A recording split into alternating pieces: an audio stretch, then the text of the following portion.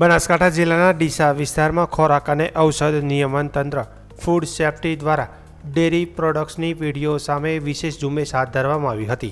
પરવાનગી વિના કાર્યરત 3 પેઢીઓ પર કાર્યવાહી કરી કુલ 1444 કિલોગ્રામ ઘીનો જથ્થો જપ્ત કરવામાં આવ્યો હતો, જેની અંદાજિત કિંમત ₹8,28,490 જણાવાઈ રહી છે. પાલનપુર વર્તુળ કચેરીની ટીમે senior food safety officer HV Gurjar, food safety officer ML Gurjar અને કુંવારી ES પટેલની આગેવાનીમાં તપાસ હાથ ધરી હતી.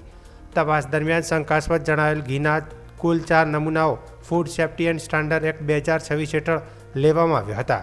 સાથે જ સંબંધિત સ્થળોએ ઘીનો જથ્થો સીઝ કરવામાં આવ્યો હતો.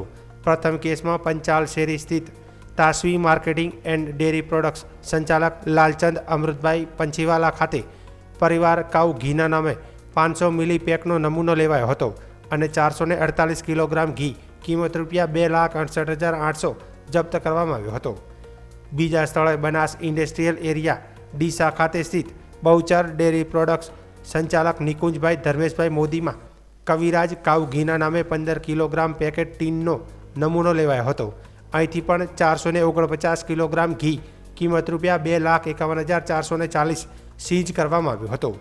ત્રીજી કાર્યવાહી Jayveer marketing and dairy products સંચાલક રાહુલકુમાર દિનેશકુમાર પાવાલા ખાતે કરવામાં આવી હતી. અહીંથી શ્રેષ્ઠ કાઉ ઘીના 500 મિલી પેક અને લૂઝ ઘીના નમૂના લેવાયા હતા તથા 547 કિલોગ્રામ ઘી કિંમત ₹3,08,250 જપ્ત કરાયો હતો. તપાસ દરમિયાન સામે આવ્યું હતું કે આ પેઢીઓ માન્ય પરવાનગી વિના કાર્યરત હતી. સમગ્ર મામલે જવાબદાર વ્યક્તિઓ સામે food safety and standard act 2006 હેઠળ કાયદેસરની કાર્યવાહી હાથ ધરવામાં આવી છે. તંત્ર દ્વારા ગ્રાહકોના આરોગ્યને ધ્યાનમાં રાખીને આવી ઝુંબેશ આગળ પણ ચાલુ રાખવામાં આવશે તેવું જણાવાયું છે.